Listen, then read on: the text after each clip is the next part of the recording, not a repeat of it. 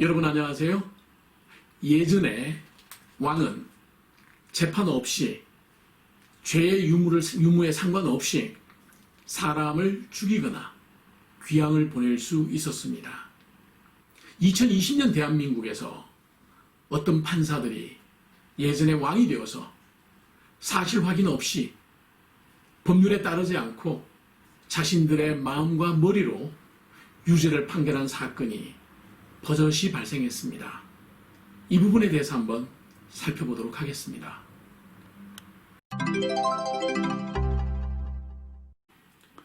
여러분 안녕하세요. 런던의 김인수입니다. 오늘은 참 힘들고 어려운 하루가 시작되었습니다. 참담하고 그리고 다시는 우리 삶 속에서 이런 날이 오지 않았으면 하는 그런 날의 하루입니다. 여러분 정경심 교수의 판결을 보면서 어떤 생각을 하셨습니까? 저는 판사가 세 사람의 판사죠. 그 판사들이 제정신이 아니거나 판사의 자격이 전혀 없는 사람들이라고 생각하고 있습니다. 왜냐하면 재판은 특히 형사재판은 먼저 그 사실, 영어로는 팩트라고 그러죠. 사실에 근거해서 그리고 법률에 의해서 판단하게 되어 있습니다. 그리고 그 판단 기준은 일반 민사법원이 51%의 확률로 판단을 한다고 하면 형사법원에서는 83% 이상의 확률로서 판단을 해야 합니다. 즉 유죄가 될 수 있는 가능성이 83%를 넘어설 때만 유죄라고 생각할 수 있다는 거죠.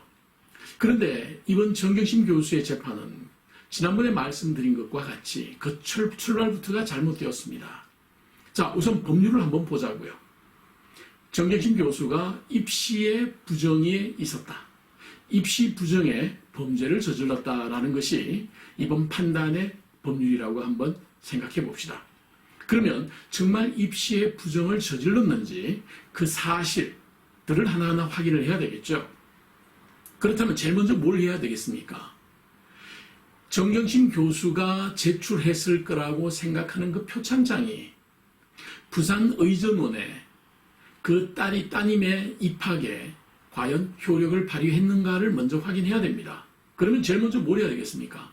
부산의전원에 낸 입시 서류들을 확보해서 그 가운데 표창장이 있다는 것을 확인했었어야죠. 그런데 그런 증거의 확보를 해야 될 책임, 즉 burden of proof가 검찰에 있는데 검찰은 그것을 못했습니다. 그다음 했다고 한번 가정을 해볼까요? 예, 좀 봐줍시다. 무능한 검찰이 그 정도는 못했어도 그냥 그래 봐주자고 한번 생각해 봅시다. 그럼 그 다음 단계로는 뭘 해야겠습니까? 부산의전원에 입학에 영향을 미친 그 표창장이 가짜였느냐라는 것을 증명을 해야죠. 물론 그 증명의 책임도 검찰에게 있습니다. 제일 먼저 부산의전원에 표창장이 입시에 영향을 미쳤는지를 먼저 확인을 한 다음 두 번째, 그 표창장, 부산의전원에 제출되었다는 그 표창장이 진짜 표창장이었는지 가짜 표창장이었는지를 먼저 확인해야죠. 진짜 표창장이었으면 범죄 사실이 아닙니다. 그러면 그냥 그걸로서 재판은 끝나고 무죄로 모든 게 마무리돼야 됩니다.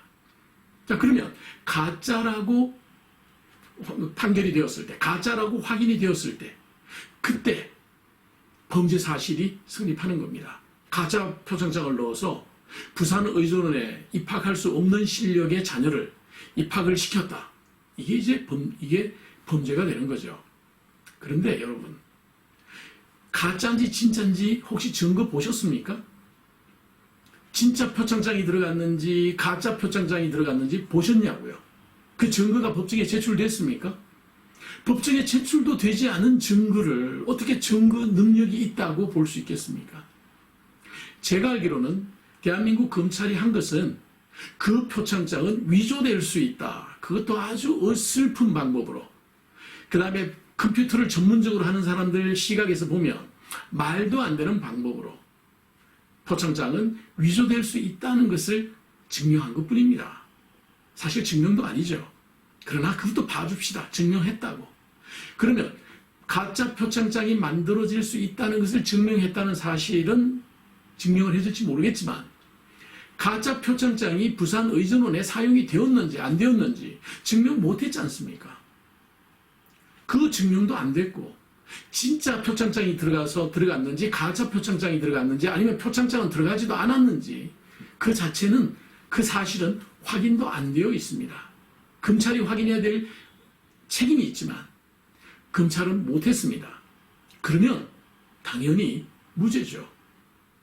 뿐만 아니라 부산의전원에서 그 표창장이 진짜인지 가짜인지 자관 들어왔다고 가정을 했을 때도 그 들어온 것이 입학에 영향을 미쳤는지 안 미쳤는지에 대한 아무런 증거도 없지 않습니까? 이렇게 증거도 없는데 판사가 이런 사실과 법률에 근거하지 않고 영향을 미쳤을 거라는 가정하에 유죄라고 한다면 이 세상은 판사 마음대로겠네요. 판사가 곧 신이겠네요. 옛날 왕이겠네요. 그냥 얼마든지 꼴보기 싫은 신하가 있으면 범죄를 뒤집어 씌워서 귀양 보내고 사약을 줘서 사형시키고 그렇게 하던 옛날 왕이랑 다를 게 뭐가 있습니까? 누가 대한민국 판사들에게 그러한 권한을 줬습니까? 뿐만 아니라 한 가지 더 생각해야 되는 것은 비록 판사라 하더라도 뇌물을 받았거나 협박에 의해서 판결을 잘못 내린 경우는 그 책임을 져야 된다라는 것이 판사들의 유일한 책임입니다. 판사들은 그 재판한 부분에 대해서는 항상 면책특권을 갖습니다.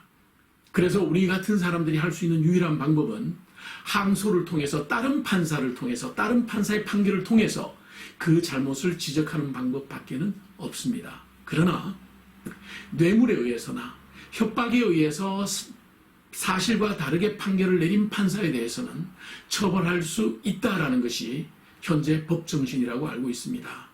이번 판결을 내린 판사들은 처벌받아야 될 사람들이라고 생각합니다. 런던의 김인수였습니다.